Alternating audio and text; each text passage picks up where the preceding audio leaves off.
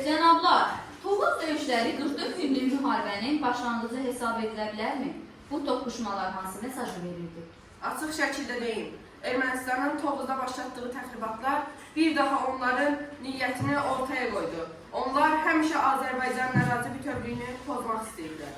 Siz həmişə Ermənistanı günahlandırırsınız, amma reallıq tam başqadır. Ermənistan sadəcə sərhədlərini qoruyurdu. Azərbaycan isə hərbi təzyiqi artırmağa çalışırdı. Cənab Paşinyan, sərhədlərinizi qoyursunuz, yoxsa təxribat törədirsiniz? Bizə hücum edəndə nə gözləyirsiniz? Siz hər şeyə öz baxışınızdan yanaşırsınız. Ermənistan mövqeyi haqlıdır və dünya bunu görməlidir. Ermənistanın təxribatları açıq-aşkar edir. Biz Azərbaycanın yanında oluq. Çünki bu münaqişənin uzun illər davam etməsinin səbəbkarlığı siz idiniz. Gəncimiz getdikcə artır. Amma sizə bildirmək istərdim ki, Rusiyanın tərəfi həmişə sülh məramlıdır.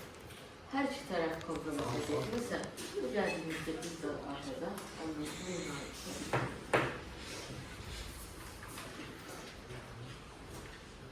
Biz kompromisə getməyə hazırıq. Lakin torpaqlarımızı geri qaytarmaqdan heç bir kompromis olmayacaq.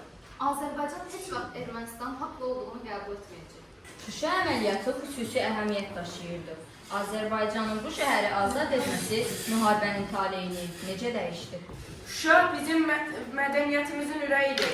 Şuşanın azad olunması Azərbaycan xalqına yeni bir ümid verdi. Ermənistan üçün də Şuşa vacibidir, ancaq müharibədə ağır itkilər verdi.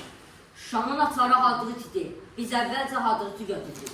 Sonra isə müharibənin axarı dəyişdi. Siz həmişə hərbi gücünüzlə öyünürsünüz. Amma bu məsələ sadəcə silah gücü ilə həll olunur. Siz 30 il ərzində hərbi gücünüzə güvəndiniz. Amma nəticə göz qabağındadır. Gəncimiz getdikcə artır. Artıq bu işə bir son vermək lazımdır. Mən bu məsələyə emosional cəhətdən yox, daha çox faktlarla baxmaq istiyorum. Məncə bu müharibə münaqişə bitməlidir. Müharibədən sonra bölgədə gərginlik davam etdi. Qısas əməliyyatı müharibədən sonra balansı necə dəyişdi? Azərbaycan öz suverenliyi tam təmin etməlidir. Biz terrorçulara və qeyri-qanuni silahlı qruplaşmalara qarşı əməliyyatlar aparmağa məcbur idik. Bu sülhü pozur. Siz gərginliyi artırırsınız. Sülh yalnız ədalət bərpa olunanda mümkündür. Biz öz ərazimizi qoruyuruq. Türkiyə Azərbaycanın təhlükəsizliyini tam dəstəkləyir və biz müttəfiqliyimizi gücləndiririk.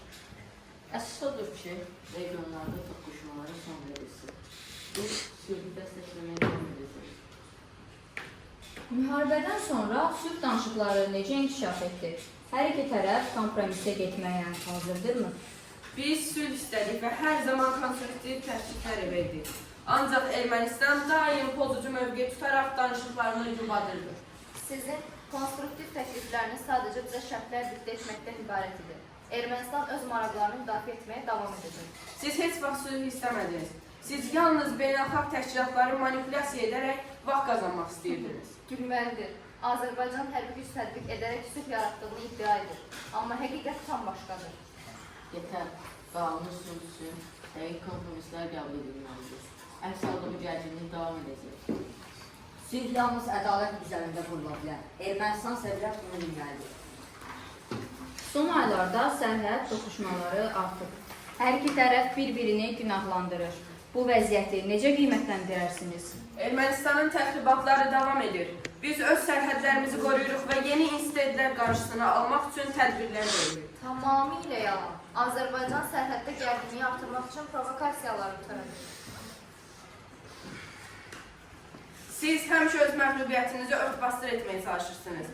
Azərbaycan öz haqlı mövqeyini qoruyur. Siz haqlı mövqe adı altında güc tətbiq edirsiniz. Siz gülməlisiniz. Ermənistan daim regionda gərginliyi artırır. Artıq bunu dayandırmağın vaxtıdır. Əsas məsələ gərginliyin azaldılmasıdır. Bu tərəflər arasında vasitəsizliyi davam etdirəcək. Türkiyə və Rusiya regionda fərqli maraqları təmsil edir. Bu, güc balansına necə təsir edir? Türkiyə Azərbaycanın yanında oldu və olacaq. Biz regionda sabitlik istəyirik və bu Ermənistanın bizə qarşı münasibətindən asılıdır. Biz Rusiya olaraq balansı qoruyuruq və hər iki tərəfin maraqlarını nəzərə almağa çalışırıq. Amma açıqsa deyil, güc siyasəti sabitlik gətirməz. Azərbaycanın müstəqilliyi mövqeyi var və biz heç kimdən asılı olmadan öz təhlükəsizliyimizi təmin edirik. Ermənistanla müstəqil siyasət aparır və heç kim bizi hansısa yolla yönləndirə bilməz.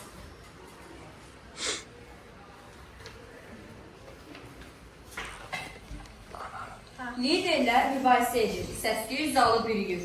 Birdən otağın dərinliklərindən mistik bir enerji yayılır. Sanki zaman dayanır. Bir portret, yalnız bir baxış. Heydər Əliyev qətiyyətlə bu mübahisələrə şahidlik edir. Amma indi o sadəcə şahid deyil, o danışır. Azərbaycan heç vaxt biz çökmədi. Çökənlər biz olmadı. Bu xalq daima mübarizə apardı, şəhid verdi, qan tökdü. Amma öz torpağına sahib çıxdı. Mənim inandığım və uğrunda çalışdığım Azərbaycan budur. Liderlər sükuta qərb olur. İlham Əliyev gözlərində dərin hörmət və minnətdarlıqla atasının portretinə baxır. Ata, sən bir ölkə qurmuşdun, mən isə onu qorudum. Sənin qoyduğun təməl üzərində Azərbaycanı daha güclü etdi. Bu qələbə yalnız mənim deyil, bu xalqın, bu əsgərlərin qələbəsidir. Bu anda Azərbaycan əsgərlərinin simvolik görüntüsü göz önündə canlanır. 44 günlük müharibədə döyüşən, Şuşanı azad edən, tarixi yazan əsgərlər. Onların baxışlarında qürur var. Heydər Əliyev yenidən səslənir. Azərbaycan əskəri sadəcə silah tutan bir döyüşçü deyil. O, vətənin namusu, tarixin şərəfi, gələcəyin ümididir. Mənim inandığım, mənim uğrunda çalışdığım Azərbaycan budur. İlham Əliyev başını dik tutur. Rəcəb Tayyip Ərdoğan hörmətlə portretə baxır.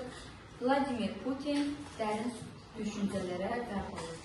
Nikol Paşinyan susur, lakin gözlərində qətiyyətli bir ifadə formalaşır.